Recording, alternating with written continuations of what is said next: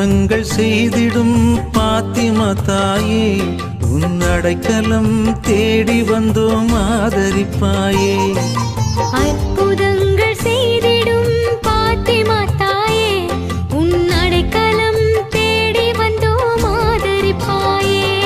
என் நினைவிலும் நீயே, என் வாழ்விலும் நீயே, என் நினைவிலும் நீயே, என் வாழ்விலும் நீயே. நீங்காத துணையாக வருவாயம்மா. என் நிலையறிந்து உன் அருளை தருவாயம்மா. வாழ்க வாழ்க மரியே, எம்மை வாழ வைக்கும் தாயே. வாழ்க வாழ்க மரியே, எம்மை வாழ வைக்கும் தாயே. அற்புதங்கள் செய்திடும் பாத்திமா தாயே, உன் அடைக்கலம் தேடி வந்தோம் ஆதரிப்பாயே.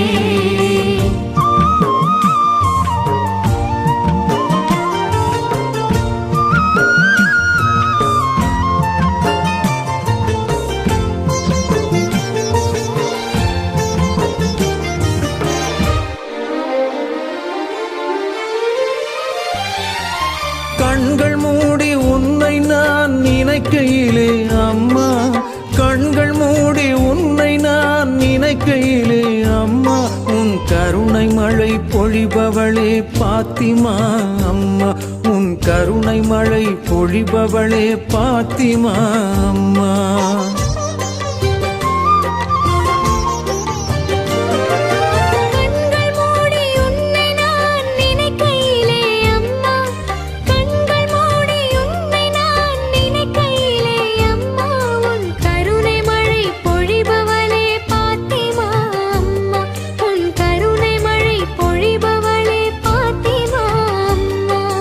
கலங்காத தாரகையே அம்மா, மங்காத ஒளி விளக்கே அம்மா. கலங்காத தாரகையே அம்மா, மங்காத ஒளி விளக்கே அம்மா. மானிடர் நெஞ்சங்களில் மாறாத மாணிக்கமே,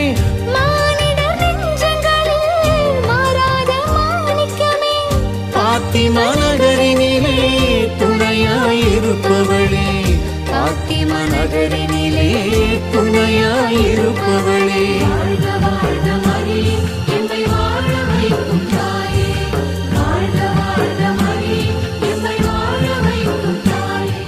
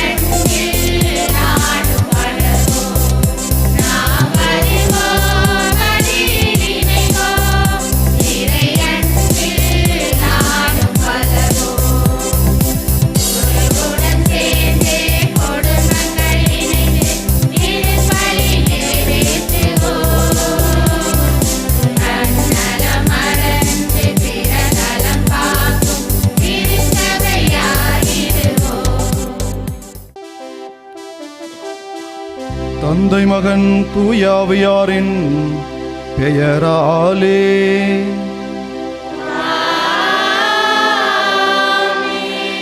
நம் ஆண்டவராகிய இயேசு கிறிஸ்துவின் அருளும் கடவுளின் அன்பும் தூயாவியாரின் நட்புறவும் உங்கள் அனைவரோடும் இருப்பதாக.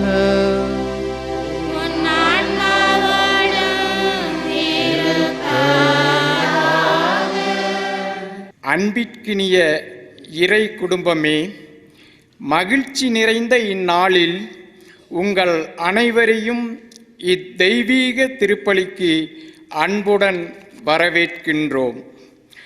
கடவுளின் திட்டங்களும் செயல்களும் ஆச்சரியமானவை, நம் எண்ணங்களுக்கு அப்பாற்பட்டவை.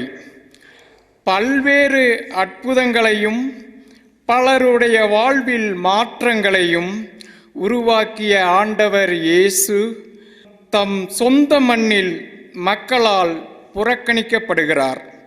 காரணம், அவரை பற்றிய மக்களின் முன் சார்பு எண்ணம்.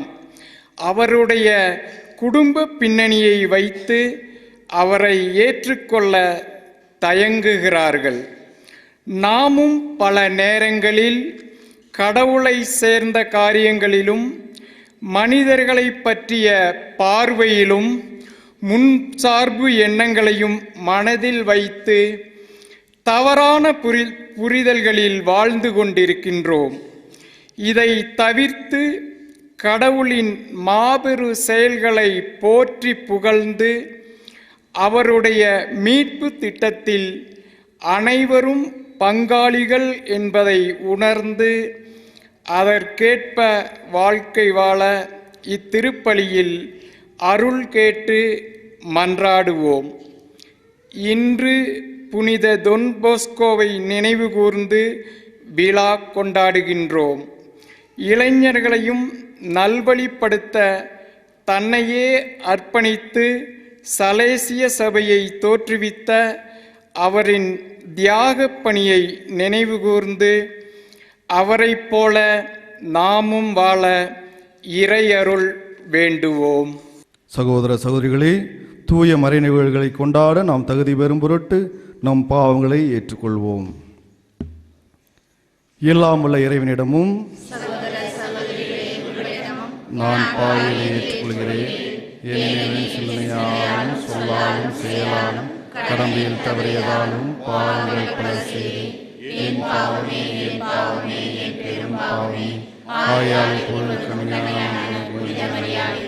வானத்தூதர் புனிதரையும் சகோதர சகோதரிகளே, நம் தேவனாய் ஆண்டவரிடம் எனக்காக வேண்டிக் கொள்கிறேன்.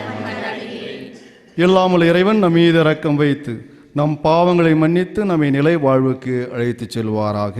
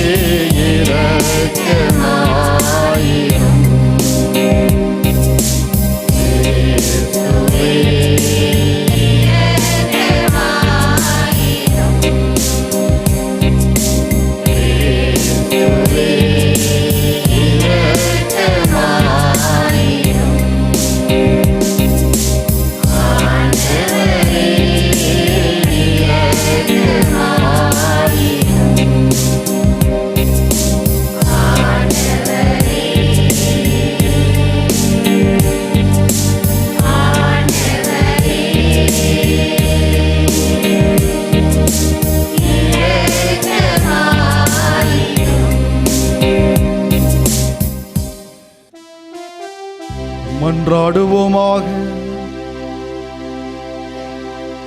ஆண்டவரே எங்கள் இறைவா, நாங்கள் முழு மனதுடன் உம்மை வழிபட வேண்டுகின்றோம். அவ்வாறே எல்லா மக்களையும் நேரிய உள்ளத்துடன் அன்பு செய்யவும் அருள்வீராக. உமோடு தூய ஆவியாரின் ஒன்றிப்பில் இறைவனாய் என்றென்றும் வாழ்ந்து ஆட்சி செய்கின்ற அவர் வழியாக உம்மை மன்றாடுகின்றோம்.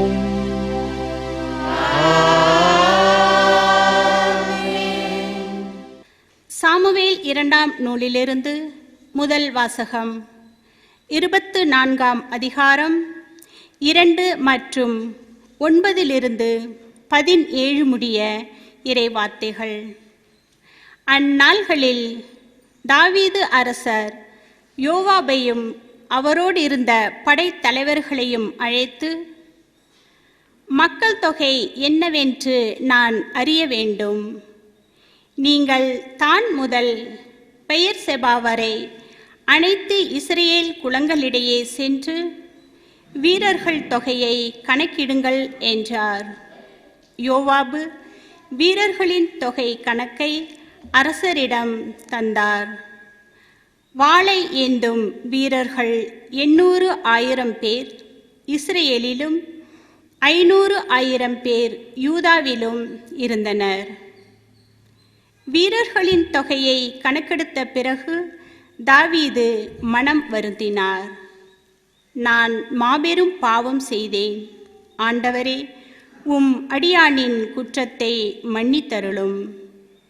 ஏனெனில் நான் பெரும் மதியீனனாய் நடந்து கொண்டேன் என்று தாவீது ஆண்டவரிடம் மன்றாடினார். தாவீது காலையில் எழுந்தார். தாவீதின் திருக்காட்சியாளராகிய இறைவாக்கினர் காதிற்கு ஆண்டவரின் வாக்கு அருளப்பட்டது. நீ சென்று இவ்வாறு ஆண்டவர் கூறுவதாக தாவீதிடம் சொல். நான் உன் மீது 3 தண்டனைகளை குறிப்பிடுகிறேன். நீ ஒன்றை தேர்ந்தெடு, அதன்படி நான் செய்வேன். காது தாவீதிடம் வந்து ஆண்டவரிடம் பேசி வெளிப்படுத்தியது. உனது நாட்டில் 7 ஆண்டுகள் பஞ்சம் வரட்டுமா? உன் எதிரிகள் உன்னை பின்தொடர 3 மாதங்கள் நீ தப்பியோட வேண்டுமா? அல்லது உன் நாட்டில் 3 நாள்கள் கொள்ளை நோய் ஏற்படலாமா? என்னை அனுப்பியவருக்கு நான் என்ன மறுமொழி சொல்ல வேண்டும் என்று சிந்தித்து முடிவு செய். நான் மிகவும் மனவேதனையுற்றுள்ளேன். ஆண்டவரது கையில் நாம் விழுவோம், ஏனெனில் அவரது இரக்கம் பெரிது. மனிதரின் கையில் விழ வேண்டாம் என்று தாவீது கூறினார். ஆண்டவர் காலை முதல் குறித்த நேரம் வரை இஸ்ரேல் மீது கொள்ளை நோய் அனுப்பினார். தான் முதல் பெயர்செபா வரை 70,000 மக்கள் மாண்டனர். வானதூதர் எருசலேமை அழிப்பதற்காக அதன் மீது தம் கையை ஓங்கினார். ஆண்டவர் அத்தீமையை குறித்து மனம் வருந்தி மக்களை அழித்து கொண்டிருந்த வானதூதரை நோக்கி, போதும், உம் கையை கீழே போடு என்றார். அப்போது ஆண்டவரின் தூதர் எபூசியன் அரபுனாவின் போரடிக்கும் களத்தருகே இருந்தார். மக்களை அழித்து கொண்டிருந்த ஆண்டவரின் தூதரை தாவீது கண்டபோது அவர் ஆண்டவரை நோக்கி, பாவம் செய்தவன் நான் அல்லவோ? தீச்செயல் புரிந்தவன் நான் அல்லவோ? இம்மந்தை எக்குற்றம் செய்தது? இப்போது உம் கை என்னையும் என் தந்தையின் வீட்டாரையும் வதைப்பதாக என்று கூறினார். ஆண்டவரின் அருள்வாக்கு. பதிலுரை பாடல் பல்லவி.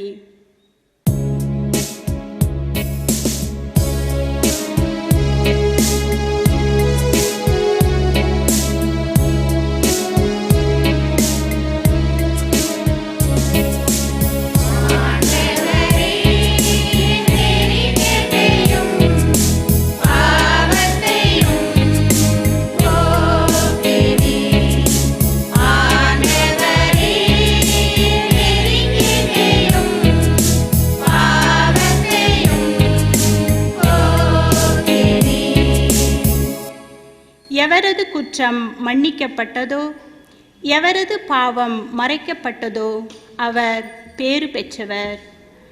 ஆண்டவர் எந்த மனிதரின் தீச்செயலை எண்ணவில்லையோ, எவரது மனதில் வஞ்சம் இல்லையோ அவர் பேறு பெற்றவர்.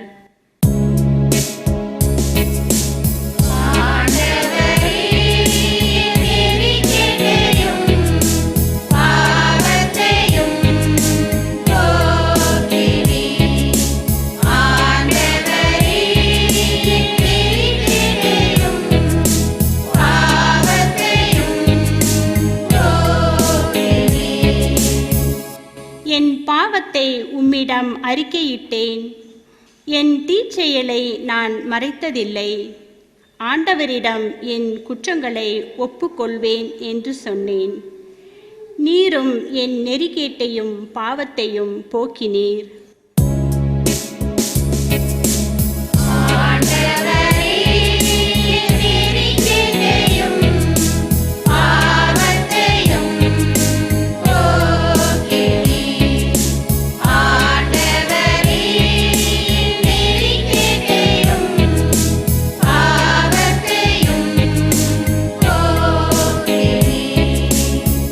ஆகவே துன்ப வேளையில் அன்பர் அனைவரும் உம்மை நோக்கி மன்றாடுவர். பெரு வெள்ளம் பாய்ந்து வந்தாலும் அவர்களை அது அணுகாது.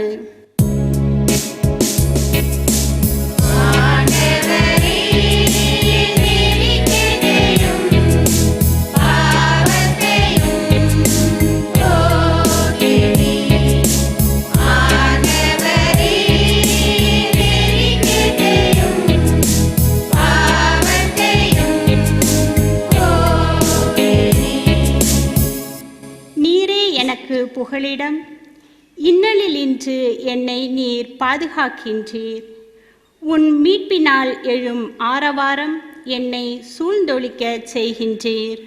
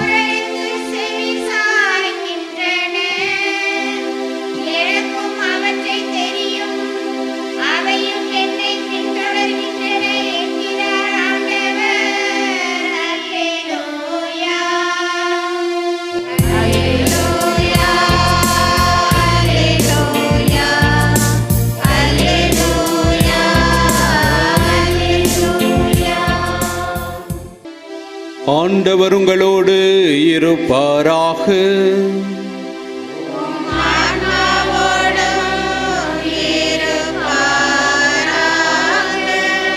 மார்க் எழுதிய நற்செய்தியிலிருந்து வாசகம்.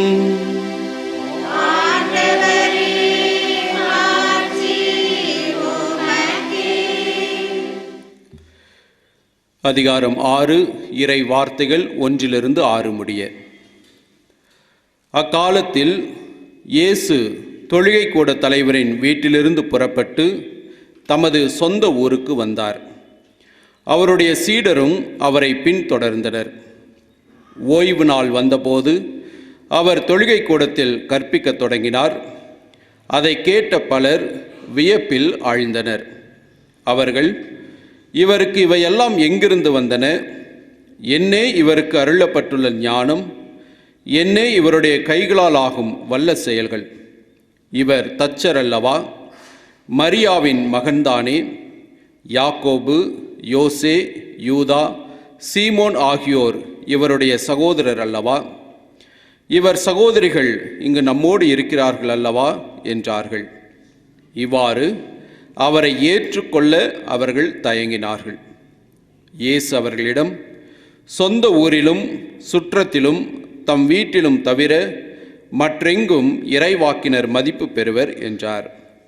அங்கே உடல் நலமற்றோர் சிலர் மேல் கைகளை வைத்து குணமாக்கியதை தவிர வேறு வல்ல செயல் எதையும் அவரால் செய்ய இயலவில்லை. அவர்களது நம்பிக்கையின்மையைக் கண்டு அவர் வியப்புற்றார். அவர் சுற்றிலுமுள்ள ஊர்களுக்கு சென்று கற்பித்து வந்தார். ஆண்டவரின் அருள்வாக்கு.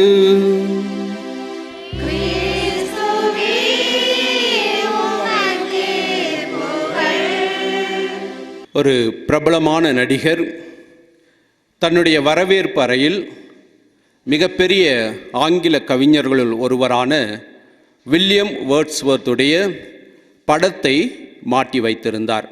அது மிக அழகான படம், பெரிய படமாக இருந்தது. அவருடைய அலுவலக அறைக்கு வருகிறவர்கள் எல்லாரையும் கவர்ந்தது. ஒரு நாள் அவருடைய நண்பர் அவரை பார்க்க வருகின்றார். அவரை பார்க்கின்ற சமயத்தில் இந்த படத்தையும் அவர் பார்க்கின்றார். பார்த்து அவருக்கும் ஆச்சரியம். உடனே இந்த நண்பரிடத்திலே, அந்த ஹாலிவுட் நடிகரிடத்திலே இவர் கேட்கின்றார், நீங்கள் வில்லியம் வேர்ட்ஸ்வர்த்துடைய மிகப்பெரிய ரசிகரா? மிக அழகான ஒரு படத்தை உங்களுடைய அறையிலே மாட்டி வைத்திருக்கிறீர்களே என்று கேட்கின்றார். அந்த நடிகர் அவரும் ஆச்சரியப்பட்டு, இது யார் வில்லியம் வேர்ட்ஸ்வர்த் என்று கேட்கின்றார். அப்பொழுது அவர் சொல்கின்றார், வில்லியம் வேர்ட்ஸ்வர்த்தை பற்றி உங்களுக்கு தெரியவில்லையா? அவர் ஆங்கில கவிஞர்களுள் மிக பெரிய கவிஞர், பல காதல் கவிதைகளை இயற்றியவர், இன்றைக்கும் மிக புகழ் வாய்ந்த ஒரு கவிஞராக இருக்கின்றவர் என்று சொல்கின்றார்.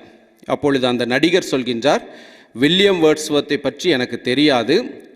இவர் ஒரு முதியவராக இருக்கின்றார். இந்த படமானது என்னுடைய அறையிலே, மற்றொரு அறையிலே இருந்தது. அதை எடுத்து வந்து இங்கு மாட்டினேன். இந்த சுவரில் இதை மாட்டினால் நன்றாக இருக்கும் என்று சொல்லிதான் மாட்டினேன் ஒழிய அவர் மிகப்பெரிய கவிஞர் என்பதெல்லாம் எனக்கு தெரியாது என்று சொல்கின்றார். அப்பொழுது அந்த நண்பர், இந்த படத்தினுடைய மதிப்பு உங்களுக்கு தெரியவில்லை, இந்த படத்தில் இருக்கின்றவர்களுடைய புகழ் உங்களுக்கு புரியவில்லை என்று சொல்கின்றார்.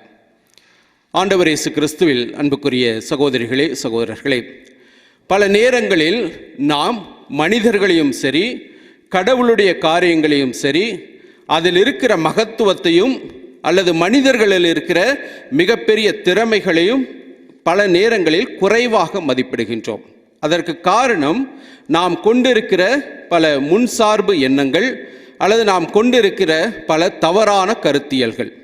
அந்த ஹாலிவுட் நடிகர் அந்த வில்லியம் வேர்ட்ஸ்வர்த்துடைய படத்தை ஒரு முதியவருடைய படம் என்று நினைத்து கொண்டிருந்தார். முதியவர் என்று சொன்னாலே எதற்கும் பெரிய அளவிற்கு உபயோகம் இல்லாதவர்கள் என்பது அவருடைய நினைப்பாக இருந்தது.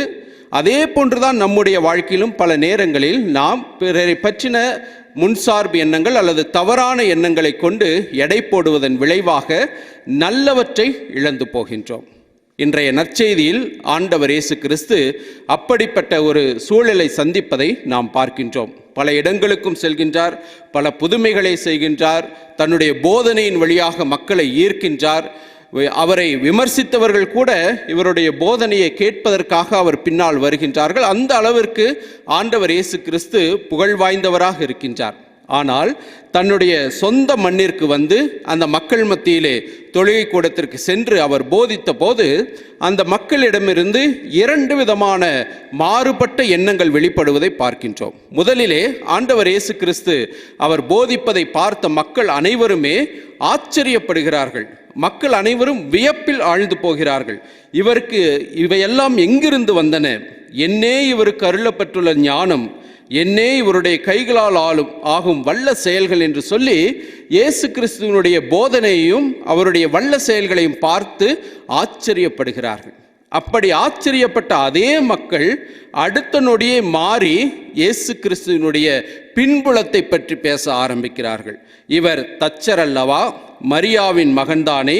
யாக்கோபு, யோசே, யூதா, சீமோன் ஆகியோர் இவருடைய சகோதரர்கள் அல்லவா? இவர் சகோதரிகள் இங்கு நம்மோடு இருக்கிறார்கள் அல்லவா என்றார்கள். இவ்வாறு அவரை ஏற்றுக்கொள்ள அவர்கள் தயங்கினார்கள்.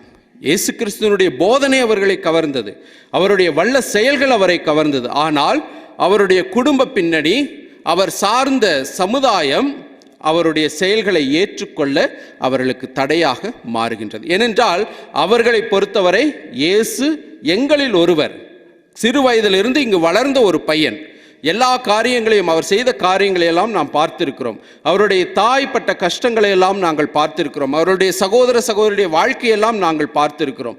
இப்படிப்பட்ட ஒரு குடும்பத்திலிருந்து வந்தவருக்கு எப்படி இவ்வளவு பெரிய ஞானம் இருந்திருக்கும், எப்படி இவ்வளவு பெரிய வல்ல செயல்களை இந்த மனிதனால் செய்ய முடியும் என்று சொல்லி இயேசு கிறிஸ்துவை குறித்து ஆச்சரியப்பட்ட அதே மக்கள் அவருடைய குடும்ப பின்னணியை வைத்து அவரை குறைவாக மதிப்பிட ஆரம்பிக்கிறார்கள். அதன் விளைவாக அவரை ஏற்றுக்கொள்ள அவர்கள் தயங்குகிறார்கள்.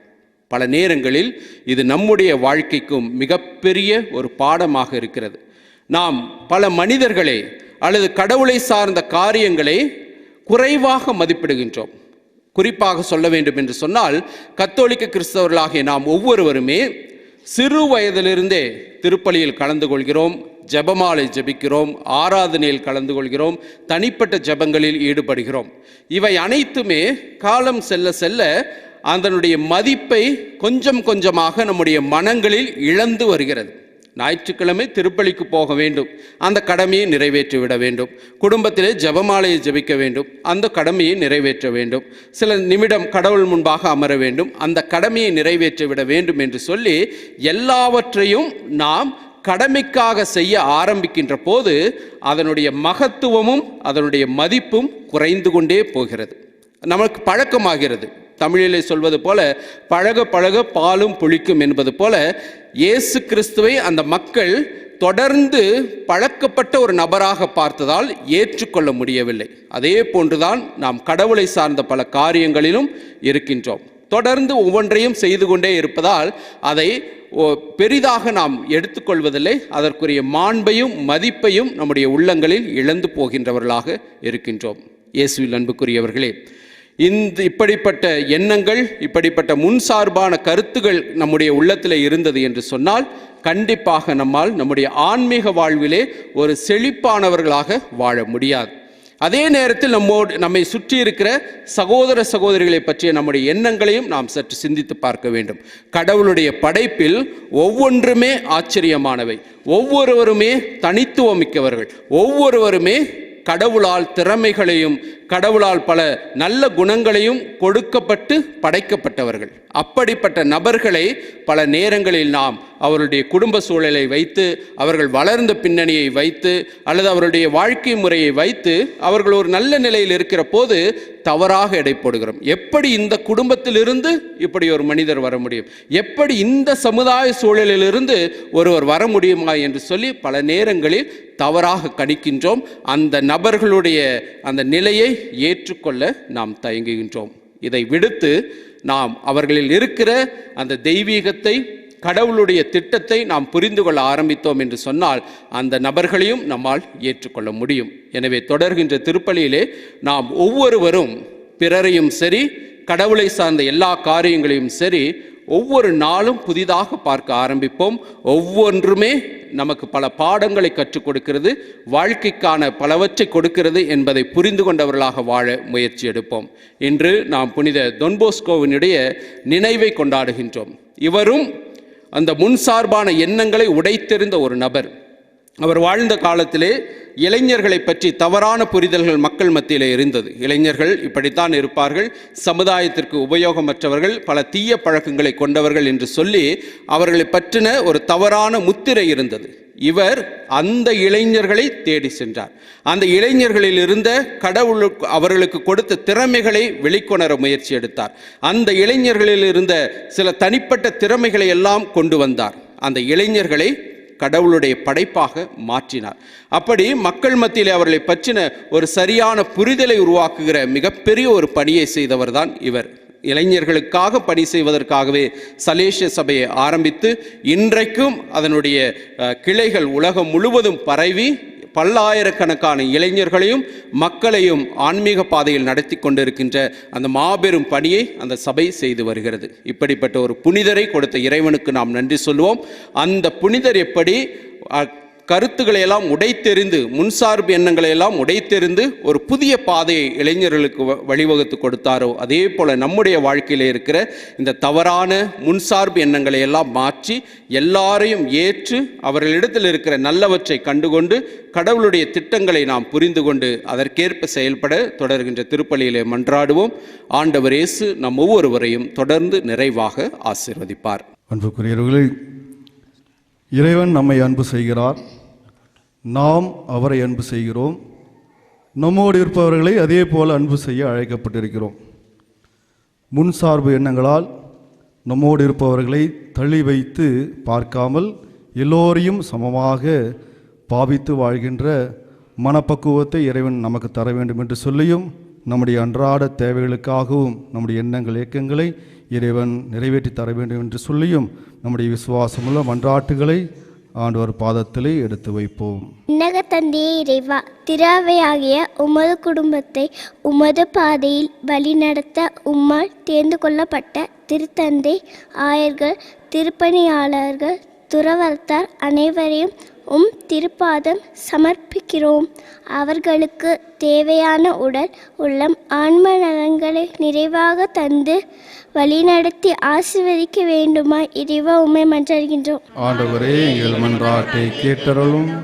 கருணை கடலே எம் இறைவா, உலகெங்கும் சென்று நற்செய்தியை பறைசாற்றுங்கள் என்று உரைத்த தேவனே, இறை வார்த்தையை உலகம் முழுவதற்கும் எடுத்து சென்று கொண்டிருக்கும் மாதா தொலைக்காட்சியின் பொறுப்பாளர்கள், பணியாளர்கள் மற்றும் நன்கொடையாளர்கள் அனைவருக்கும் ஆசி அளித்து ஆலோசனைகளையும் தந்து அவர்கள் செய்யும் இறைப்பணி மேன்மேலும் சிறந்து விளங்க அருள் தர வேண்டுமென்று இறைவா உம்மை மன்றாடுகிறோம்.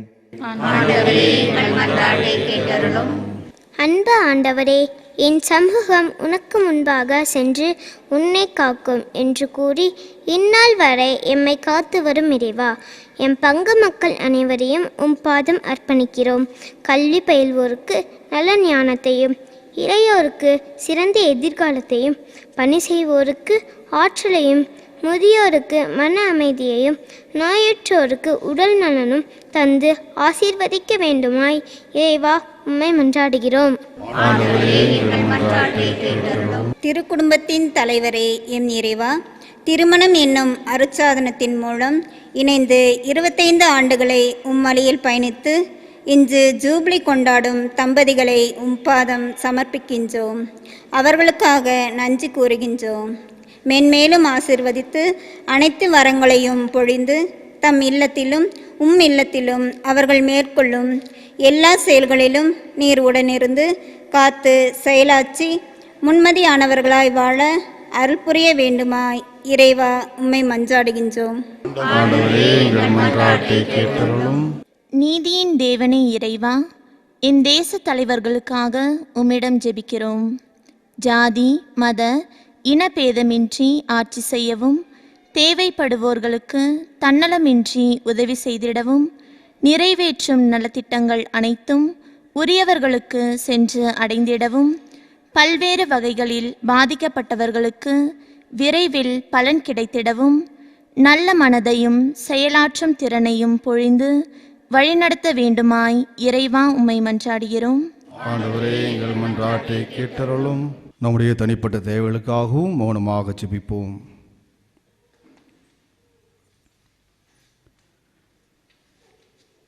ஜெபிப்போமாக. இல்லாமல் அன்பு ஆண்டவரே, நம்பிக்கையோடு நாங்கள் உமது பாதத்திலே வைத்திருக்கின்ற இந்த மன்றாட்டுகளை எல்லாம் இதாமை கனிவுடன் செவிசாய்த்து நிறைவேற்றி தந்து ஆசிர்வதித்து வழிநடத்த வேண்டும் என்று எங்கள் ஆண்டவராகிய கிறிஸ்து வழியாக உம்மை மன்றாடுகிறோம்.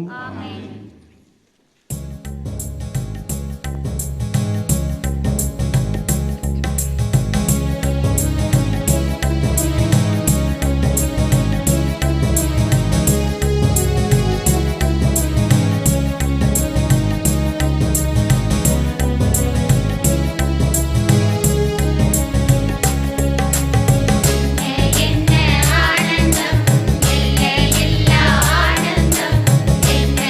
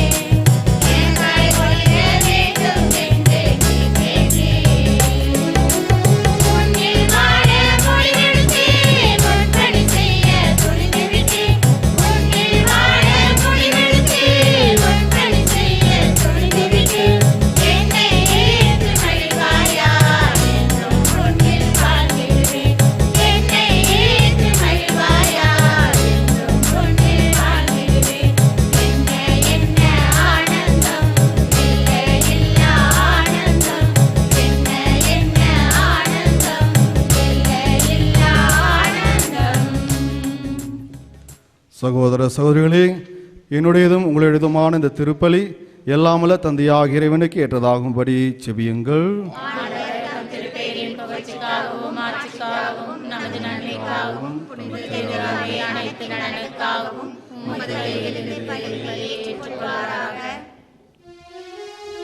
ஆண்டவரே, எங்கள் பணிகளை காணிக்கையாக உமது பீடத்துக்கு கொண்டு வருகின்றோம். இவற்றை கனிவுடன் ஏற்று எங்களது மீட்பின் அருளடையாளமாக மாற்றுவீராக. எங்கள் ஆண்டவராகிய கிறிஸ்து வழியாக உம்மை மன்றாடுகின்றோம்.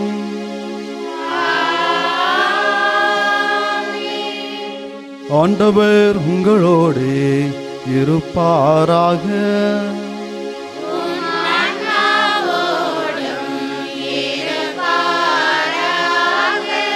இதயங்களை மேலே எழுப்புங்கள்.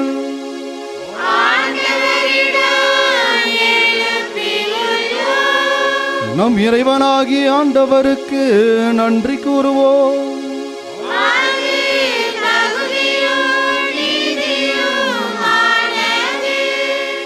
ஆண்டவரே, தூயவரான தந்தையே, என்றுமுள்ள எல்லாம் வல்ல இறைவா, இந்நாளும் இவ்விடத்திலும் நாங்கள் உமக்கு நன்றி செலுத்துவது மெய்யாகவே தகுதியும் நீதியும் ஆகும். எங்கள் கடமையும் மீட்புக்குரிய செயலுமாகும்.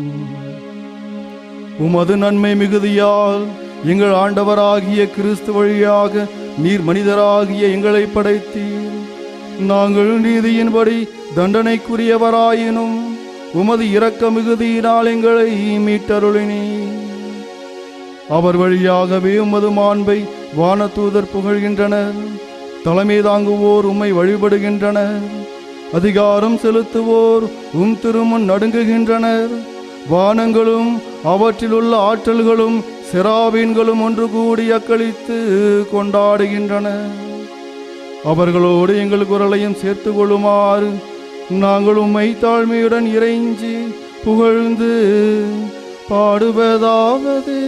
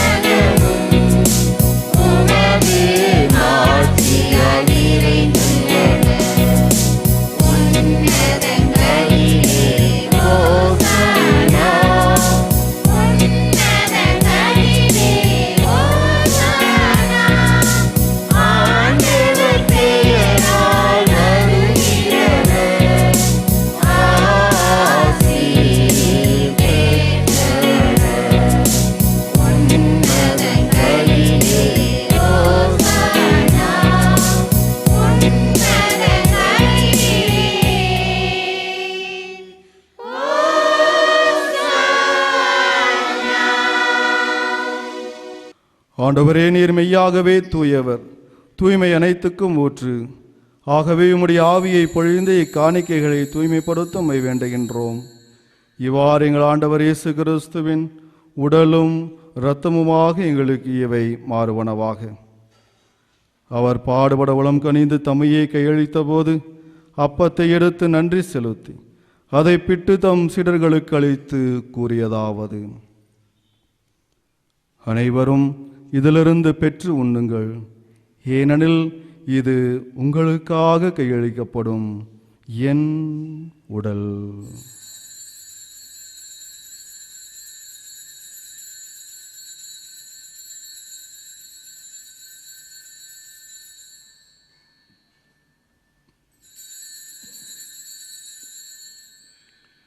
அவ்வண்ணமே இரவு விருந்து இருந்திய பின் கிண்ணத்தையும் எடுத்து மீண்டும் உமக்கு நன்றி கூறி தம் சீடர்களுக்கு கொடுத்து அவர் கூறியதாவது: அனைவரும் இதிலிருந்து பெற்று பருகுங்கள், ஏனெனில் இது புதிய நிலையான உடன்படிக்கைக்குரிய என் இரத்தத்தின் கிண்ணம். இது பாவ மன்னிப்புக்கென்று உங்களுக்காகவும் பலருக்காகவும் சிந்தப்படும். இதை என் நினைவாக செய்யுங்கள்.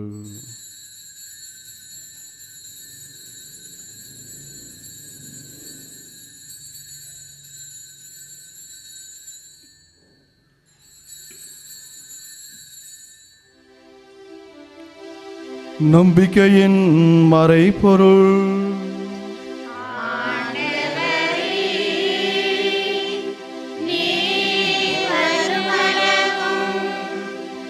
உமது இறப்பினை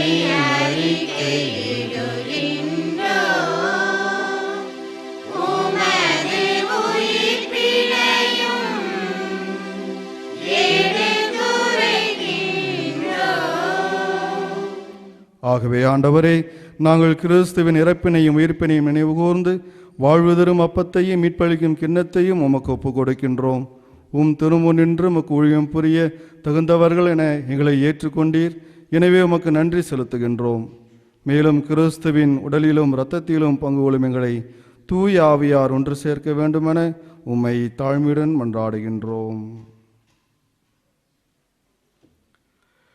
ஆண்டவரே, உலகெங்கும் பரவியிருக்கும் உமது திரு அவையை நினைவு கூர்ந்தருளும்.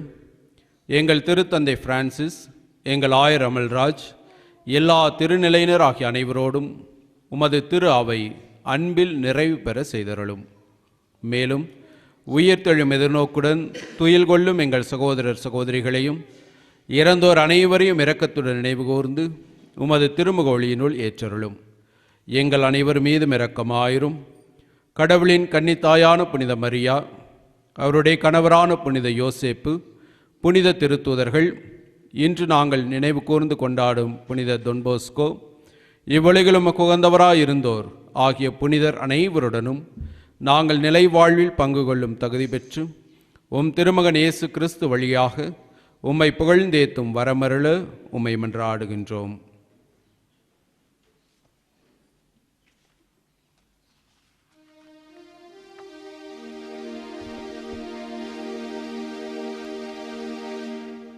இவர் வழியாக இவரோடு இவரில் எல்லாம் வல்ல இறைவனாகிய தந்தையே,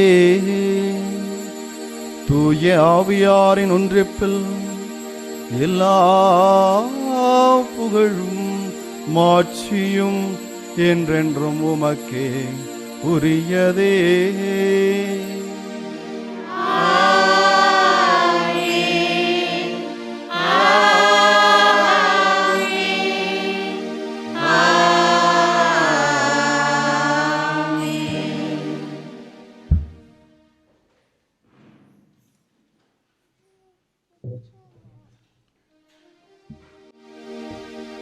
மீட்பரின் கட்டளையால் கற்பிக்கப்பட்டு இறைப்படிப்பினையால் பயிற்சி பெற்ற நாம் துணிந்து பாடுவோம்.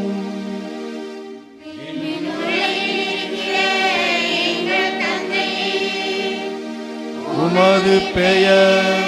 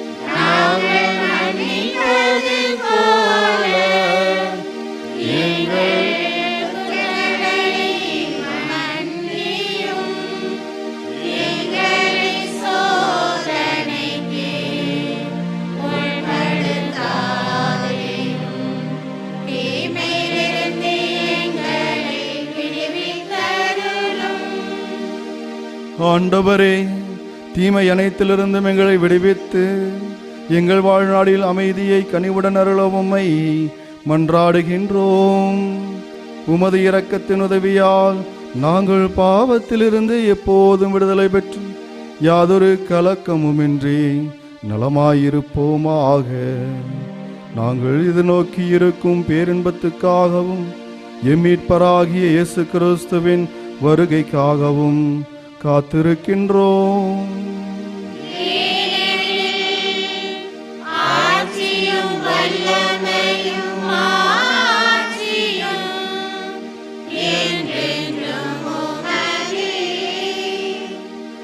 ஆண்டவர் இயேசு கிறிஸ்துவே, அமைதியை உங்களுக்கு விட்டு செல்கின்றேன், என் அமைதியையே உங்களுக்கு அளிக்கிறேன் என்று திருத்தூதர்களுக்கு மொழிந்தீரே. எங்கள் பாவங்களை பாராமல் உமது திரு அவையின் நம்பிக்கையை கண்ணோக்கி உமது திருவுளத்திற்கு ஏற்ப அதற்கு அமைதியையும் ஒற்றுமையையும் அளித்தருள்வீராக. என்றென்றும் வாழ்ந்து ஆட்சி செய்கின்றவர் நீரே. ஆண்டவருடைய அமைதி உங்களோடு என்றும் இருப்பதாக.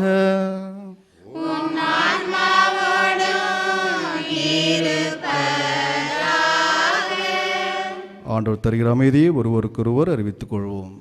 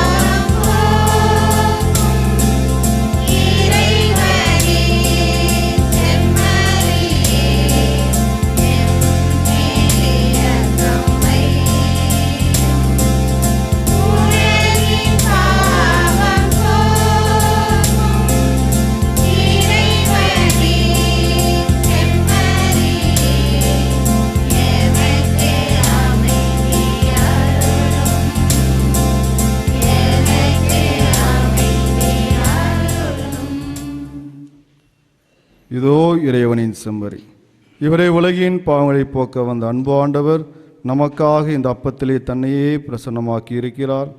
நம்மை பாகுபாடின்றி பாரபட்சமின்றி அன்பு செய்வது போல நாமும் பிறரை அன்பு செய்ய அழைக்கிறார். அதற்கான சக்தி தருகின்ற விருந்துக்கு அழைக்கப்பட்ட நாம் பேறு பெற்றோர்.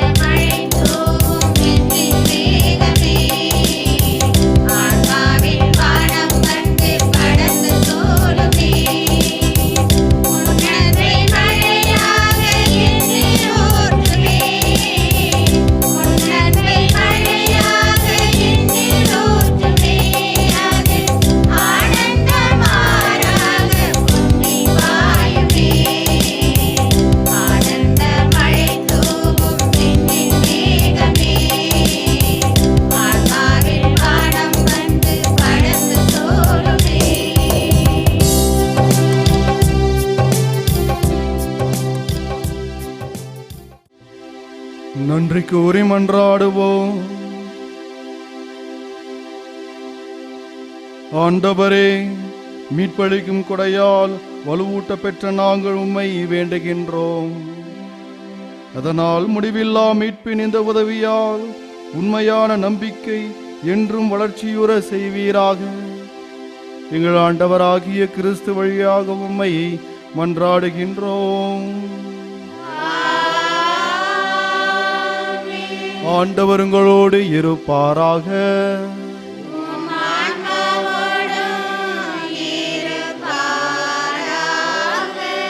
எல்லாம் வல்ல இறைவன் தந்தை, மகன், தூயாவியார் உங்களை நிறைவாக ஆசீர்வதிப்பாராக.